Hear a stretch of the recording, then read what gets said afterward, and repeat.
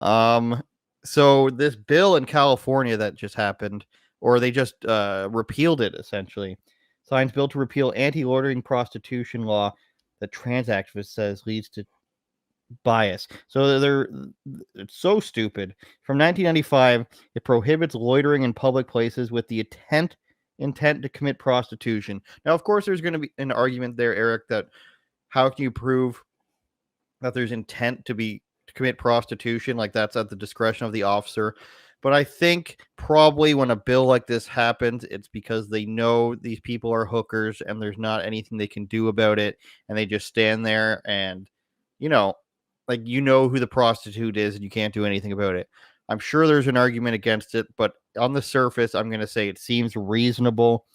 But what they're saying is it profiles trans, Black, and Latino women, of course. And and they're saying it walking while trans is they of course they have to have a catchy phrase like "don't say gay." Yep. Complaints of discrimination, walking while trans. What this tells me is that trans people dress like prostitutes. If you think either they are prostitutes in disproportionate numbers, or just the trans people on it surface, why are they dressing like prostitutes in an area known for prostitution if they aren't prostitutes? I guess you can, and it goes on to say, of course, everyone, no matter, is that Anthony Weiner? Tell me it's not, or is it a different Weiner, the guy in California? Scott. His name's Scott. Scott Weiner, excuse me. Right, Anthony. What was his nickname? Different guy. What was Anthony Weiner's? Carlos Danger. I don't know. I don't remember his nickname, but they're Carlos Danger is what he went by. Awful people. Everyone, no matter their race, gender, or how they make a living, deserves to feel safe on the streets. So even if you're a prostitute, you shouldn't be arrested, is what he's saying. Because this is what they do. They play the word games.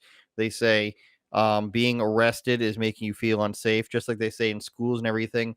It's unsafe to have a police presence. And I get it. Like the police, like after all this COVID stuff, they're not, I'm not fangirling for them with the giant foam finger either.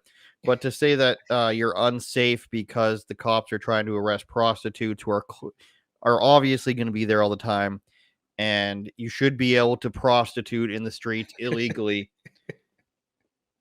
or else you're unsafe. That's a ridiculous statement. Like even in Vegas, in Nevada, where they have brothels and stuff, Eric is made famous like by Lamar Odom having a heart attack in one or whatever.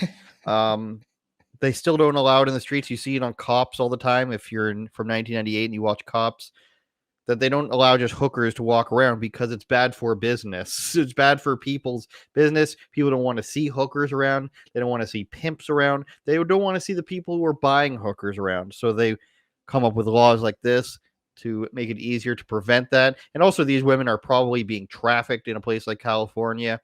And it's just, and the drugs too. Like, do we really think that the drugs? All the prostitutes are just sitting there sober as a judge all night? No, that's right. There's a lot of drugs that come along with Jackson would be proud. And the cleanliness. Yes, go ahead. Well, judge reference.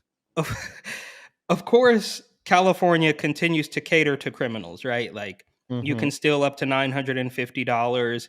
Gavin Newsom recently apologized for saying the word gang when he was talking about crime in LA, and he was like, "Oh well, I didn't." But on top of that, what's even more not surprising, it's not surprising at all, is the soft left-wing bigotry that they assume that most of these people are Black, Latino, or trans. Like, so what they're telling you is that, most of the prostitutes in the area are Black, brown, or of course trans, because there's a huge, there is a market for everything, especially in San Francisco. So I'm sure they do have a market for the transgender prostitutes. But they're telling you that, we know that it's the same thing that you see with weed, right? Like, in New York, like, well, we have to make these laws because we don't want any white people getting into the legal weed game because all of the Black people have been. It's like, dude, you're basically telling people that we know that these people are criminals and we're going to let that slide because of their race and or gender, but also gender is not real anymore unless we're talking about abortion. I mean, it's just so confusing. These people twist themselves up into pretzels. They do these crazy mental gymnastics, all trying to, I guess, I don't even know why. I mean, it's not like in California they're fighting against all the right wingers. It's like, dude, it's a deep blue state with this single party Yeah. rule. So I don't know who you guys are fighting against. And we saw a similar thing in, well, my favorite, Eric Adams, posted a picture on his Instagram of him wearing a mask at a doctor's office, and he's like, we're gonna keep fighting for abortion. It's like, who are you fighting, bro? You guys are aborting kids until they hit kindergarten. Kathy Hochul's not gonna do anything. Like, who are you fighting? You've literally become